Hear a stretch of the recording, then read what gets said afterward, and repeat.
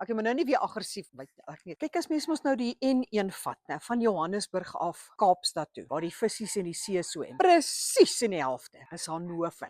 Klein plekkie, klein, regtig klein, maar so gulhartiglik. Nou 27 en 28 Maart het hulle die Hannover Rocks fees. Dis nie rock climbing nie, dis nie rock throwing nie, dis net dit rock. Nou, ons skop nou daai feesvieringe af met die vroue oggend, 09:30 Vrydagoggend. Begin die dames, die vrouens, ons gaan eers kuier. Jy weet om die ding lekker aan die gang te kry. Nou Johannie Brink gaan met ons praat en dan die Iwe gaan dan vir julle 'n paar lessies en interessanthede deel. Maar nog is dit einde nie. Nou sal jy dadelik vra, waar moet ek aanmeld? Hannover Sportklub, rolbalbane, daar waar al die dinge gebeur. En dan Saterdag, die 28ste, gaan ons net weer voort. Van 12:00 af maak jy hekke oop en dan is daar nou 'n gekuier. Kyk, die Karoo kuier mos op 'n ander manier. Ons kuier en dan is daar Karoo kuier. Eerstens is daar tafels, tapas. Daai tafels gaan kreem. Nou die tapas behels. Self weet ek nie. Tapas, dit is in die bier is daar ook 'n tapas want daar tap ons ander goed af. Maar by daai kostafels is daar afvalpastye, daar skilpaadjies. Maar moenie hoor nie, hulle word nie van skilpaaie gemaak nie. Bedaar mevrou, moet nou nie weer nasionale parke raad bel nie. Dan is daar nog skaapstertjies. Jy weet soos die skaapstertjies, Richmond